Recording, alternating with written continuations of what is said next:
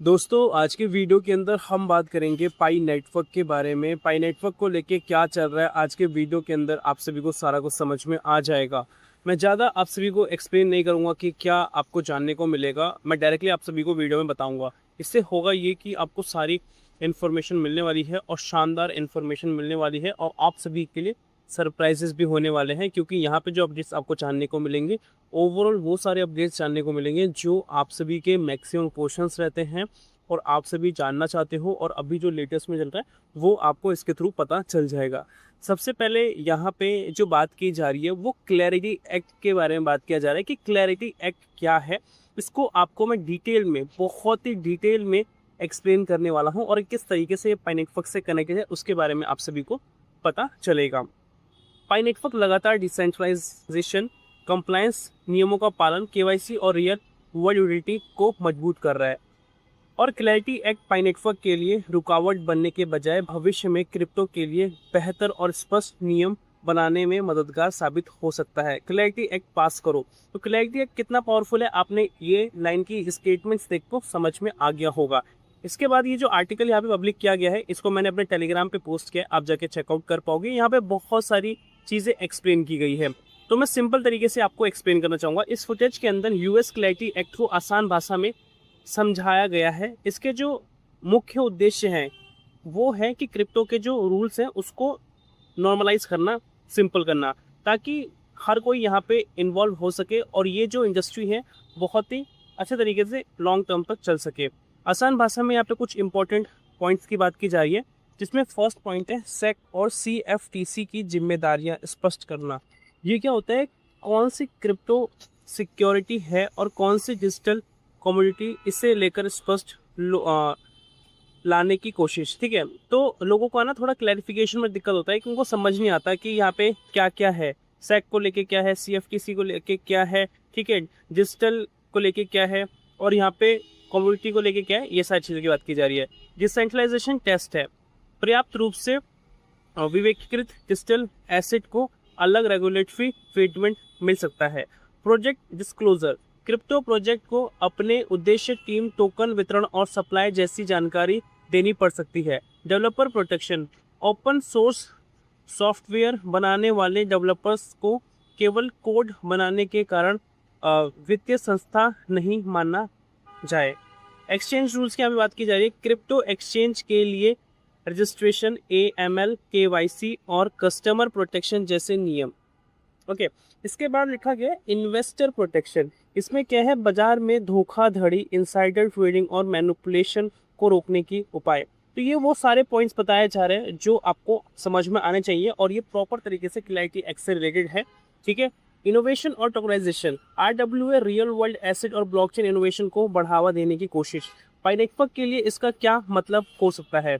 Infographic के अनुसार अगर पाई नेटवर्क डिसेंट्रलाइजेशन और कंप्लायंस की आवश्यकताओं को पूरा करता है तो स्पष्ट अमेरिकी क्रिप्टो नियम भविष्य में पाई नेटवर्क के लिए संभावित रूप से खतरनाक हो सकते हैं, जैसे संस्थाएं, भागीदारी, इकोसिस्टम ग्रोथ और रेगुलेटेड एक्सचेंज पर लिस्टिंग की संभावना। लेकिन सबसे महत्वपूर्ण बात, यह पाई नेटवर्क की ऑफिशियल घोषणा या गारंटी नहीं है।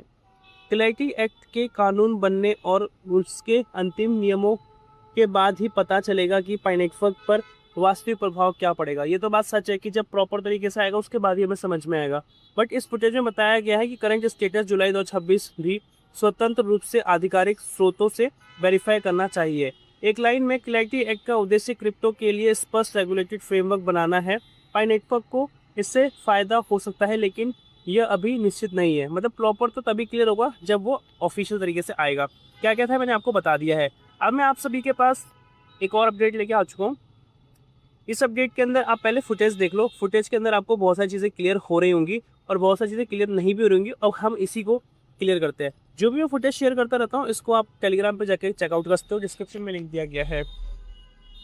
मौजूदा आधिकारिक प्रगति के आधार पर यह अनुमान लगाया जा रहा है कि प्रोटोकॉल V26 के स्थिर रूप से लॉन्च होने के 1-2 महीने बाद नोड परमिशन का पहला चरण डिसेंट्रलाइज होना शुरू हो सकता है।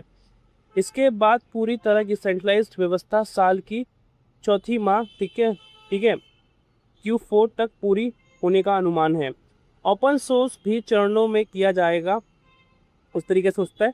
पहले नोड का मुख्य कोड जुलाई से सितंबर के बीच जारी हो सकता है। उसके बाद स्मार्ट कॉन्ट्रैक्ट मॉड्यूल और पूरे ओपन सोर्स प्रोसेस साल के अंत के आसपास पूरा होने के अनुमान है। हालांकि समय नेटवर्क सिक्योरिटी ऑडिट की प्रगति के अनुसार बदल सकता है। अगर देरी होती है तो मैनेंट का पूरी तरह ओपन सोर्स होना अगले साल की पहली या दूसरी Q1 या Q2 तक चल सकता है। ध्यान दें, ऊपर दी गई सभी समय सीमाएं केवल व्यक्तिगत अनुमान है, आधिकारिक पुष्टि नहीं है। मतलब ऑफिशियल नहीं है, बट एक तरीके से जो एक टाइम ड्यूरेशन निकाला गया है एक्सपर्ट द्वारा, वो हमें यहाँ पे देखने को मिल जाता है। इसके बाद मैं आपको एक और अपडेट यहाँ पे देना चाहूँगा। यहाँ पे एक Pi Network important warning to avoid pitfall करके यहाँ पे बताया जा रहा है। ये क्या है उसको मैं आपको दिखाना चाहूँगा। ये कुछ पोस्ट हैं, स्क्रीन पे आप देख पाओगे, चाइनीज़ वगैरह में है, और इसमें क्या है वो बताऊंगा। उसके बाद आपको लॉन्च पैड के बारे में बताऊंगा। तो यहाँ पे लिखा है फर्जी अकाउंट से सावधान रहें। अभी के टाइम पे इमेज में दिखाए गए दोनों अकाउंट फर्जी बताए जा रहे हैं। इनमें से एक अकाउंट पाई के शुरुआती कोर मेंबर विंसेंट बनकर लोगों को गुमराह कर रहा है, जबकि दूसरा खुद को पाई का आधिकारिक स्टाफ बताकर लोगों को अलग अलग इकोसिस्टम प्रोजेक्ट में शामिल होने के लिए प्रेरित कर रहा है। तो आपको पता होना चाहिए कि रियल क्या चल रहा है, फेक क्या चल रहा है। अगर आपको पता नहीं चलेगा तो आपके पाई कॉइन्स बिल्कुल फिनिश हो सकते हैं, अगर आपकी छोटी सी गलती होती है तो। सो प्लीज़ इस चीज़ का आप सभी को ध्यान रखना है। पाई का कोई अलग ऑफिशियल चाइनीज़ लैंग्वेज ऐप नहीं है। ऐसा कोई ऐप दिखाई दे तो वह थर्ड पार्टी या नकली क्लोन हो सकता है। पाई इकोसिस्टम में शामिल होते समय केवल ऑफिशियल पाई मैनेज इकोसिस्टम का इस्तेमाल करें। किसी भी फर्जी अकाउंट, नकली ऐप या संदिग्ध प्लेटफॉर्म से दूर रहे। अपनी पाई और वॉलेट की जानकारी किसी के साथ शेयर ना करें ताकि आपकी एसेट को नुकसान ना हो। आई होप आपको ये समझ में आया होगा। ये मैं बार बार बताता रहता हूँ, बट आप में से बहुत से लोग इसको समझते हैं, बट बहुत से लोग समझते नहीं है।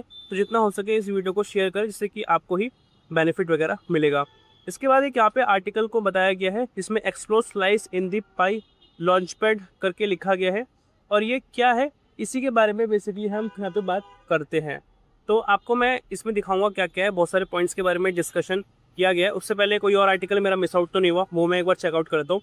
तो कोई और आर्टिकल तो मिस आउट नहीं हुआ है। अब इसी आर्टिकल को हम कवर करेंगे, जो कि फाइनल आर्टिकल हमें देखने को मिल जाता है। तो इसके अंदर बताया जा रहा है, इसमें शो होता है पाई की प्रिपरेशन के बारे में बताया जाता है, किस तरीके से टोकन रिलीज होगा मैनेज थ्रू लॉन्चपैड। और ये किस तरीके से लिखा गया है, this sentence does not confirm the timing और which project and does not guaranteed it will happen right away. तो यहाँ पे एक स्टेटमेंट लिखी गई है जो पर्पल में है, ठीक है। तो इसको लेके प्रॉपर तरीके से डेट्स वगैरह को लेके गारंटीड नहीं हुआ है कि कब तक क्या क्या होता है, बट यहाँ पे ऑफिशियल है तो कुछ चीज़ें हो सकती हैं, मतलब जो पॉसिबिलिटीज़ है उसकी यहाँ पे बात की जा रही है। पाइकोटिव एम्फेसिस करके यहाँ पे बताया जा रहा है। इसमें बताया जा रहा है slice will never go on mainnet, ठीक है। स्लाइस कभी नहीं जाएगा मैनेज के ऊपर। Pi Core Team is not only testing the software. Pi Core Team ऐसा नहीं सिर्फ और सिर्फ टेस्ट करिए सॉफ्टवेयर को, दे आर ऑल्सो टेस्टिंग, ये और भी चीज़ें टेस्ट करिए जिसके अंदर आपको do users understand launch pad, जिसमें कि यूजर्स अंडरस्टैंड कर पाए लॉन्च पैड को। Do they know how to use liquidity pool, liquidity pool को कैसे यूज़ किया जाता है, और ये जान पाए कैसे स्वैप काम करता है, कैसे टोकन प्राइस चेंज होता है, इसके बारे में नॉलेज की बात की जा रही है। अदर वर्ड्स में बताया जा रहा है Pi is testing both the product and user experience. Pi दोनों तरीके से चीज़ों को चेक कर रहा है, प्रोडक्ट को भी चेक कर रहा है और यूज़र के एक्सपीरियंस को भी देख रहा है, किस तरीके से यूजर्स का एक्सपीरियंस आ रहा है। ओवरऑल प्रोसेस की बात की जा रही है, फाइनेंस का कमिटी पाई का है, फिर फेयर एक्सेस होल्ड है जिसमें कि लॉक होता है पाई अकॉर्डिंग टू रूल्स, जैसे रूल्स होते हैं। रिसीव होता है लॉन्च पैड टोकन, उसके बाद टोकन प्लस पाई है। लिक्विडिटी पूल है, can be bought and sold on Pi DEX, ठीक है। Use the app, receive engagement bonus, ठीक है। 3 मैकेनिज्म्स 3 पर्पजेज, ठीक है। यहाँ पे सारा कुछ मेंशन किया गया है। तो 3 यहाँ पे क्या है पर्पजेज मैकेनिज्म के बिहाफ पे। तो फेयर एक्सेस होल्ड, ठीक है, इसका नाम से आपको समझ में आ रहा है, जो होल्ड करना है वो फेयरली होल्ड करना है। Aim for fair distribution, reduce advantages of those who only want to participate short term, ठीक है। तो यहाँ पे हर तरीके से सबको एक प्रायोरिटी देने की बात की जाती है, अगर वो शॉर्ट टर्म ज्वाइन करना चाहता है या लॉन्ग टर्म ज्वाइन करना चाहता है। लिक्विडिटी पूल का बताया जा रहा है, एम्स फॉर क्रेडिबिलिटी, जिसमें कि given the token liquidity and letting price from supply and demand, ठीक है। तो यहाँ पे लिक्विडिटी पूल का बताया जा रहा है किस तरीके से ये इनका एम होता है, किस तरीके से ये टोकन लिक्विडिटी की तरफ देखते हैं। उसके बाद एंगेजमेंट बोनस की बात की जा रही है, ठीक है। इसमें एम करते हैं कि इंक्रीज़ करें हम यूटिलिटी को जो लोगों की एक्चुअल नीड्स होती हैं, और इंकरेज करें यूज़र्स का किस तरीके से वो इंटरेक्शन करते हैं ऐप्स के साथ और बाय करते हैं और सेल करते हैं, ठीक है। तो ये सब था आज की वीडियो के अंदर। आई होप आपको समझ में आया होगा। तो अभी तक वीडियो बने हुए जरूर से एक लाइक करते हैं। मिलते हैं नए वीडियो के साथ, तब तक के लिए जय हिंद, वंदे मातरम।